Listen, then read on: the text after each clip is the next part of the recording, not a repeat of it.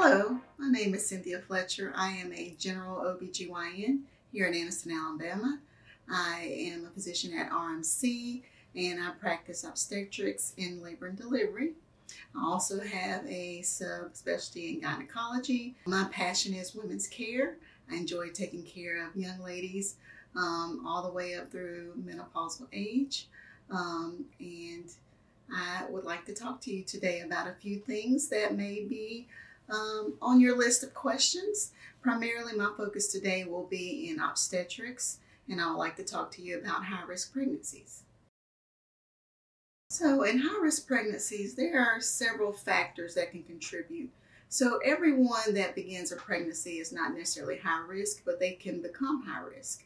In general, patients that have pre-existing medical conditions like hypertension, lupus, diabetes, even obesity, that does increase risk potentially in their pregnancies.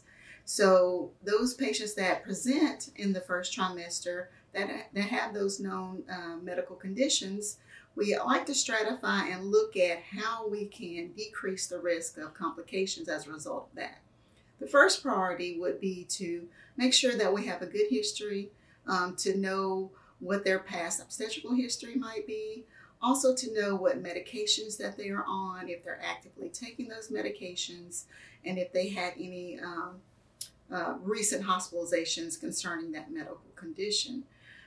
So on the first visit, a lot of that takes place.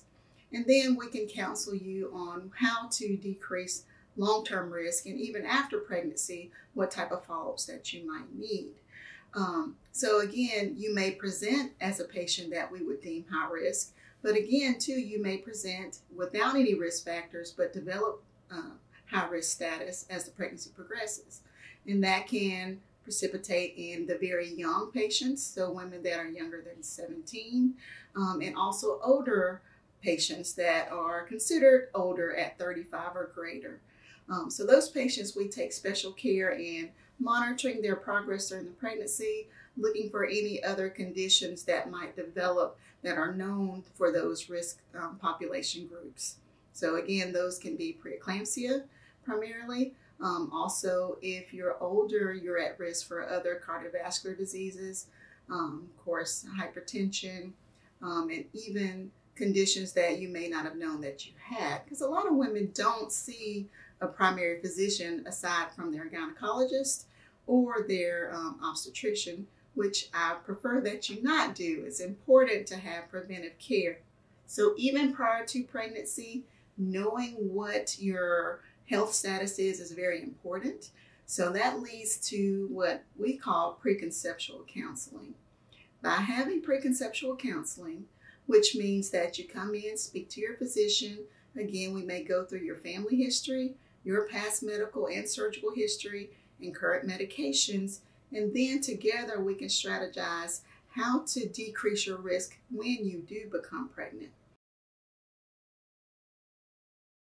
In high-risk pregnancy, even if you're not high risk, the first thing is early prenatal care. So preferably, we'd like to see you at your first visit at 8 weeks of pregnancy, and that way we can establish a regimen for you. Because once we get to see you, we can look through your medical history, we can strategize to see what other support that we might need for your pregnancy as well as your delivery. So for the individual that may have hypertension, if they have a cardiologist in the area, or if they don't have a cardiologist, oftentimes we will refer to subspecialists in the area, which we have a team of cardiologists, pulmonologists, nephrologists, we use endocrinologists. We have those all here. We often collaborate while we're taking care of patients that may have concomitant medical conditions. So we do have full services here to help, and it is a team effort. Surely obstetricians do have some knowledge in those other general medical fields, but sometimes we need additional assistance for more specific cases. So whenever you go into labor and delivery, so there are a lot of unknowns, and that is kind of some of the worry that new mamas have going into labor and delivery. So in the process of labor, we monitor all patients. The babies are monitored, the moms are assessed, and we have continuous monitoring. So we know even if there's not a nurse or a physician in the room, we do have monitoring to assess the patient. Now, in high-risk pregnancies, sometimes we may have earlier interventions, so patients may be required to deliver earlier, and they may require what's called an induction, and that's where labor is actually medically induced due to either there being a medical issue with the mom that's complicating the pregnancy or the baby. So in those conditions, we would monitor closely. Sometimes there's additional medications that are required that may not be used in a routine labor. And then also we again have our consultants available to assist if there's any complications or any of their other medical conditions that need additional support.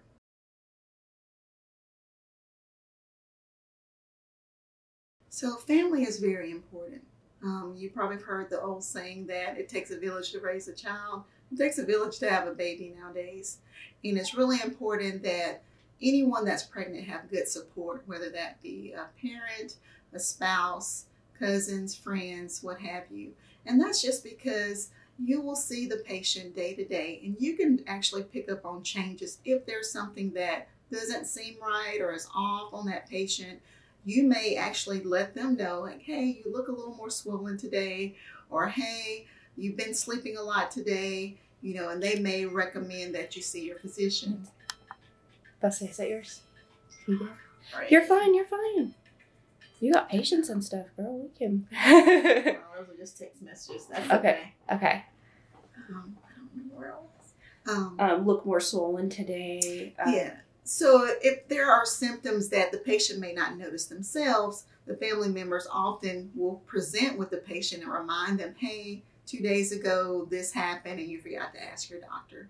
So it's very important to have support there to help them go through this process, especially at the end of pregnancy when labor can ensue at any time. You want to have people around you so that you feel comfortable when it's time to go in. So I think the family is always very important, and it's actually just a very fun occasion where we're bringing a new life into the world, and who doesn't want to celebrate a birthday party? So the more at the party, the better.